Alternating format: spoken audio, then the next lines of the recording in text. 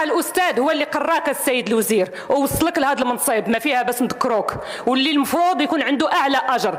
واش بالاقتطاعات وبالتوقيفات التعسفيه غنكرموا الاستاذ؟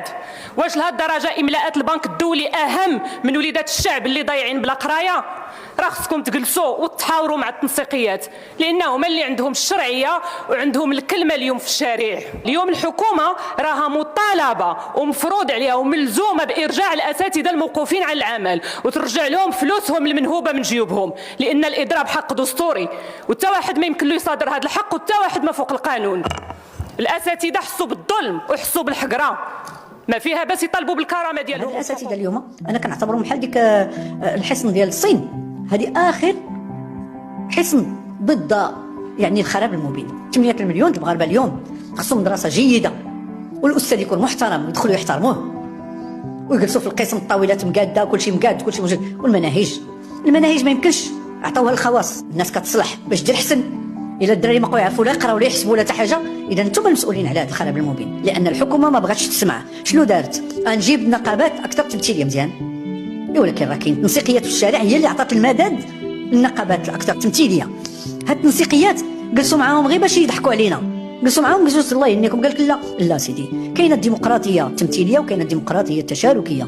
انا كاين ونازل بالمئات الالاف وجاي من المغرب كله، من واجبكم مسؤوليتك تجلس معايا وتسمع لي شنو كنقول. تبارك الله عليهم هاد الاساتذه فاهمين من الاول حتى الاخر، ما تيدافعوش على كتنسيقيه خبزيه، كيدافعوا على المدرسه العموميه. عارف المدرسه العموميه هي اللي غادي تخلي لنا الامل ممكن في مغرب ديمقراطي. مستهل الظهيرة بملف التعليم وللوقوف عند وضعية الدراسة بالمدرسة العمومية، توجهت هذا الصباح كاميرا الظهيرة إلى إحدى الثانويات بأطراف الراشدية. عودة محدودة للنساء ورجال التعليم كان هذا الصباح أمام الثانوية عبد الصمد الطعام. متوجهون إلى واحدة من 220 مؤسسة تعليمية بإقليم الراشدية، وبعدد منها تتكرر مشاهد دورة مفرغة. زيادة عدد الإضرابات في الشهرين الأخيرين يقابل ضياع غير مسبوق للزمن المدرسي وأثر واضح على عجلة السنة الدراسية. فاش كنمشيو كنقراو شي كنمشيو نتعذبوا، فاش كنمشيو نتعذبوا كنعاودوا نرجعوا، ما كنقراو ما والو. ان شاء الله كنتمناو الخير منا لقدام وكنتولى هذا المشكل هذا ما يبقاش. تحديات تواجهها الوزاره الوصيه على القطاع الاكثر حيويه بالبلاد، وهي التي سبق ان اكدت اعداد استراتيجيه لتدارك الزمن المدرسي المهدور للتلميذه والتلميذ بالمدرسه العموميه.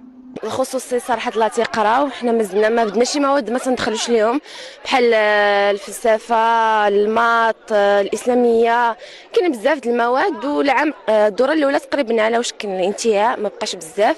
ايوا كنتمناو ان شاء الله يلقاو الحل لهذا الشيء.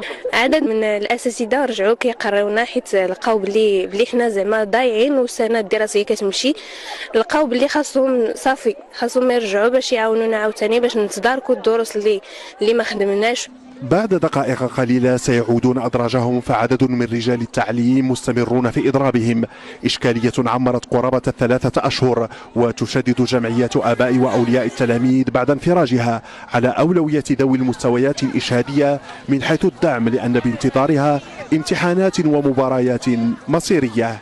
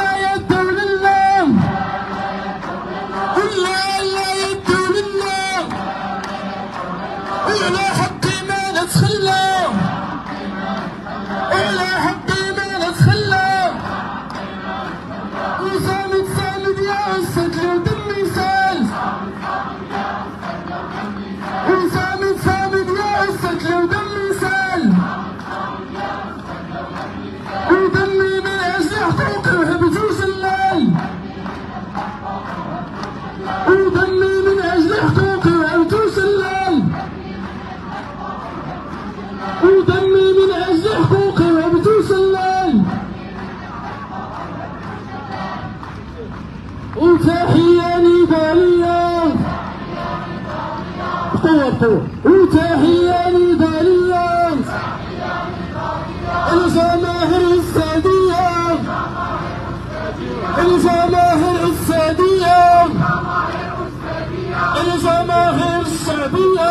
العام.